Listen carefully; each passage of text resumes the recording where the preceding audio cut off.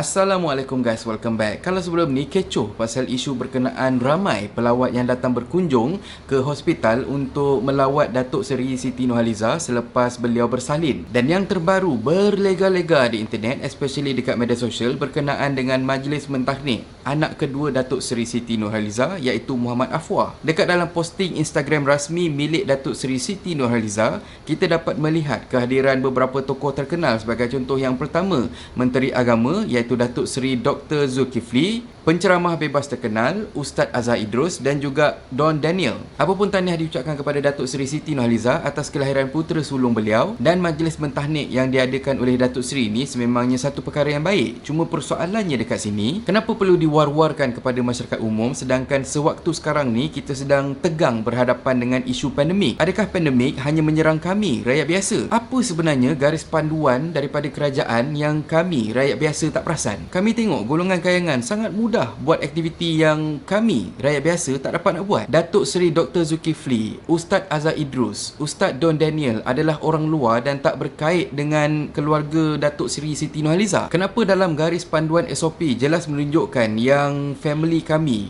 mak ayah kami tak dapat nak merentas negeri untuk melawat kami sekiranya kami turut menimang cahaya mata? Ataupun kenapa kami tak dapat nak merentas negeri untuk melawat mak dan ayah? Adakah kami perlu membeli sebiji kereta untuk dijadikan alasan untuk kami merentas negeri dan menghantar kereta terbabit kepada mak dan ayah kami? Adakah aku terpaksa berkahwin sekali lagi untuk aku merentas negeri, pergi ke Langkawi dan sebagainya? Yang mana kalau aku buat macam ni, aku yakin yang bini aku bukan setakat hantar aku rentas negeri, confirm dia akan hantar aku rentas alam barzah sekalipun. Tapi apa pun, pada awalnya aku pun mempersoalkan juga kenapa Ustaz Azhar Idrus boleh rentas negeri untuk pergi ke majlis Datuk Seri Siti Nurhaliza sedangkan dia bukan penduduk Selangor ataupun Kuala Lumpur. Tapi aku dah dapat sharing yang menunjukkan Ustaz Azhar Idrus ada urusan kerja dekat Cyberjaya sebelumnya. Jadinya aku harap yang kehadiran Ustaz Azhar Idrus ke kediaman Datuk Seri Siti Nurhaliza adalah atas urusan rasmi juga. Untuk pengajaran hari ini, aku tertarik untuk baca statement daripada seorang viewers daripada Donivia Channel. Sahabat Rasulullah SAW adalah ulama paling afdal. Mereka pun langgar arahan Nabi waktu perang Uhud, tapi mereka tetap ahli syurga kerana kebaikan jauh lebih baik daripada kejahatan. Teruskan menghormati ulama.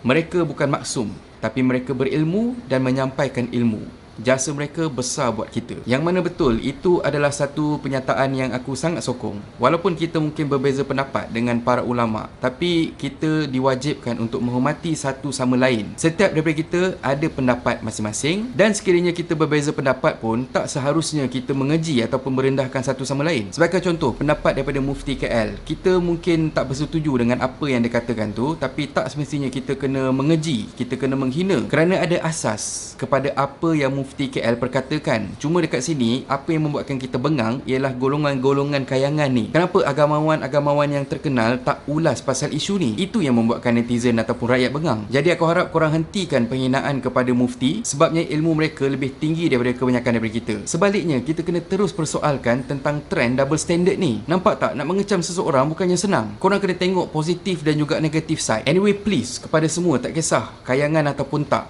ini adalah waktu kemuncak kesabaran rakyat Malaysia.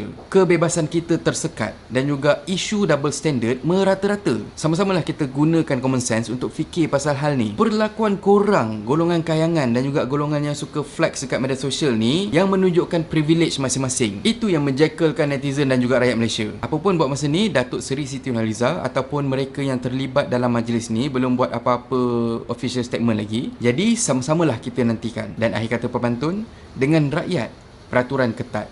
Kalau langgar, dikira laknat. Kasta bukan jaminan akhirat, yang dikira amal ibadat. Dan kalau korang suka konten yang ada dalam channel ni, please consider to subscribe, okay? So thank you very much for watching and have a nice day. Stay safe, I love you, I miss you.